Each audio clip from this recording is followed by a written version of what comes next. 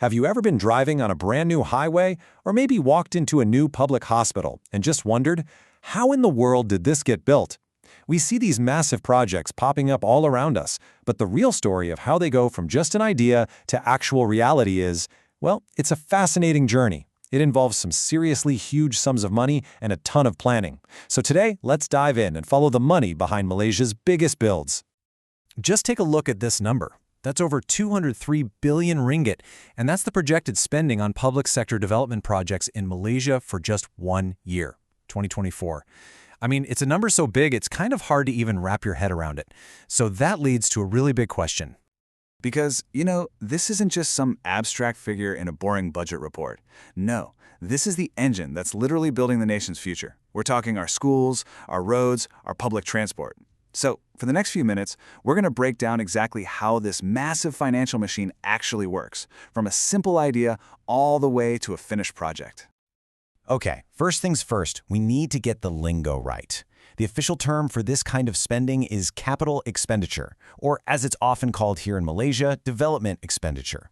The best way to think about it is like a family's budget. It's not the money you spend on daily groceries, it's the huge investment you make when you decide to build a new extension on the house. It's all about the big, long-term stuff that's meant to provide value for generations to come. So, how does a great idea for a new highway or, say, a hospital actually get the official green light to even be considered for funding? Well, it all starts with a plan. Now, before a project can get that go-ahead, you've got to understand where it fits in the whole national budget. And this slide, it really puts it all into perspective. You've got two main types of government spending. On one side, there's operating expenditure, or OE. That's the enormous sum needed just to keep the lights on, paying salaries, utilities, the day-to-day stuff. But then you have development expenditure, or DE. It's a smaller slice of the pie, but it's an incredibly powerful one. That's where all these future-building projects live. You see, a project can't just be a good idea. It has to survive what I like to call the approval gauntlet. First, it has to fit perfectly into the country's long-term vision, something like the 12th Malaysia Plan. Then it gets scrutinized by the financial gatekeepers at the Ministry of Finance and the Economic Planning Unit. And only after passing those tests does it finally land on the desk of the cabinet for the final, ultimate yes or no. It's a really tough, multi-stage process. All right, let's get to the billion-dollar question. The project has been approved. It's official, but where does the actual cash come from to pour the concrete and pay all the engineers? Well, this chart illustrates the three main taps the government turns on. A big chunk comes from domestic borrowing. That's basically the government selling bonds to raise cash. Another part is allocated directly from the annual government budget we talked about. And more funds are coming from public-private partnerships, or PPPs. That's where private companies team up with the government, sharing the costs and the risks to build and sometimes even operate things like a toll highway.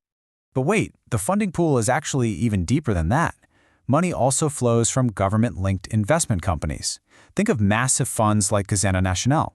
And sometimes, it even comes from the revenue a project is expected to generate itself, like the tolls you pay on a new highway. So it's really a complex financial cocktail, all mixed together to get these huge projects off the ground. Okay, so the project is approved, the money is all lined up. Easy part's over. But that's only half the battle. Now comes the real challenge, actually building it on time and, crucially, on budget. This is all about control and, you guessed it, watching the wallet. Anyone who's ever done a home renovation knows this problem all too well. Cost overruns. As you can see on this chart, it is a constant battle to keep the actual cost, that red bar, from ballooning past the budgeted cost. This is probably the single biggest risk in any large-scale project, and it's exactly why you need watchdogs. So who are these watchdogs? Well, first you have the Auditor General. Think of them like an independent inspector, checking to see if money was spent wisely and efficiently. Then, the Ministry of Finance keeps the tap on a slow drip, releasing funds only as a project hits its key milestones. And to back all of this up, you have new laws like the Fiscal Responsibility Act, which is specifically designed to enforce a higher level of transparency and make the whole process more accountable to all of us. So, we've got a plan, we've got the money, and we've got watchdogs. It sounds pretty straightforward, right? Well, in the real world, this whole process is a super high-stakes balancing act, and it is loaded with challenges that can derail everything. These right here are the hurdles that keep project managers up at night. You've got execution risk. A delay of just a few months can cause costs to spiral out of control.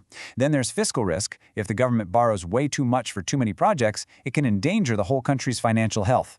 And then you have the human elements, ensuring transparency so everyone can see where the money is going, and overcoming the massive challenge of coordination, just trying to get federal, state, and local agencies to all work together smoothly. This quote from our source material really gets to the heart of the matter. It's not just about building something. It's about building the right thing in the right way to make sure it delivers value for decades. That means thinking about not just the cost to build it, but the cost to maintain and operate it over its entire life. Luckily, the path to success isn't some big secret. The blueprint is actually really clear, and it directly tackles those hurdles we just talked about. It all starts with rigorous analysis before a single dollar is spent, just to make sure we're picking the right projects. It requires strong, independent watchdogs during construction. It demands total transparency in all the reporting, and, so importantly, it means thinking about the total cost, not just building the bridge, but also maintaining it for the next 50 years. So we've seen how Malaysia plans, funds, and tries to control its biggest projects. The blueprint for doing it well, it's there, it exists. But the final and most important question remains, how well is that plan actually being executed in the real world? Now that's the multi-billion ringgit question to keep in your mind the next time you see a new skyscraper or highway reaching for the sky.